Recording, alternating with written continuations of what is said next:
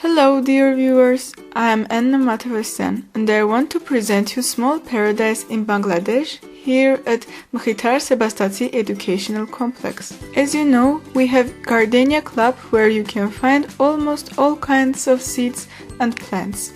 This is very cozy and friendly place. For a moment you can forget that you are in the building. You find yourself in a different world full of various interesting exotic plants and trees.